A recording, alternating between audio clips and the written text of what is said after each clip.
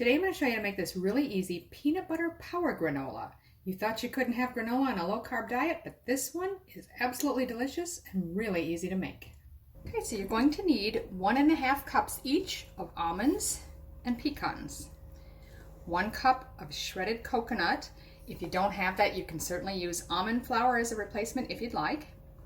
And then it asks for 1/4 cup of sunflower seeds. Now you can also use hemp hearts, which is what I'm using. I haven't got any sunflower seeds on hand, and I do like these better anyway. 1/3 cup of your favorite sweetener of choice. I'm using a stevia blend, but you can use whatever you like. 1/3 cup of vanilla whey protein powder. 1/3 cup of peanut butter. 1/4 cup of butter, and then you're also going to need 1/4 cup of water. Now you also want to preheat your oven to 300 Fahrenheit, which is 150 Celsius. And then line a large rimmed baking sheet with parchment paper or baking paper. You're also going to need a large mixing bowl. So the first thing we're going to want to do is chop the nuts. I'm going to start with the pecans. I'm going to use a food processor. You want to chop them until they resemble coarse crumbs, so not too fine, and it's okay if they have a few bigger pieces in there.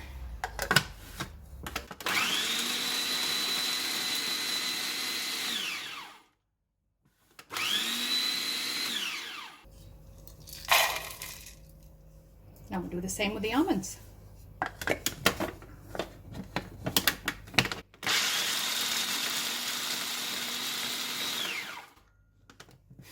We'll add those to the bowl as well. Next we'll add the coconut, then the sunflower seeds or hemp hearts, whichever one you're using, the sweetener, and the protein powder.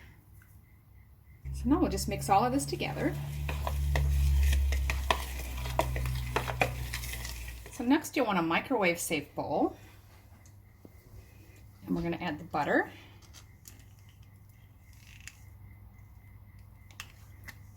and the peanut butter.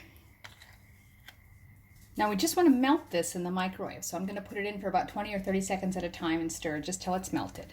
Now that was just 30 seconds and the butter melts quicker, but I think if I just keep stirring this, the peanut butter should melt in with it just fine. See, that's all melted together very well. So I'm just going to add that now to our dry mixture. Now just stir it well, tossing it lightly as you go to get everything coated. Now I've got it all well stirred through. It's starting to clump a little bit, but this is where the water comes in. Now I've just added it to this bowl to help pick up any extra butter and peanut butter mixture. I'll add the water in now. And stir it again. You should start seeing some clumps forming. Now we're just going to pour that mixture out on our prepared baking pan. And we're just going to spread this out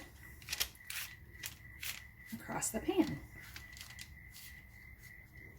So I've spread it out, but I'm also just sort of digging down in there a little bit just to make some pockets that the air can get down in there and hopefully crisp it up a bit. We're going to pop this in our preheated oven for 30 minutes, and about halfway through that time I'm going to stir it up. So that's been 15 minutes. I'm just going to pull it out and give it a little stir. You can see it's forming nice clumps, and I don't want to break them up too much. I'm just going to really carefully give it a stir. That's right, so I'm leaving some of those bigger pieces, like I say, just real gentle because I don't want to break the clumps up.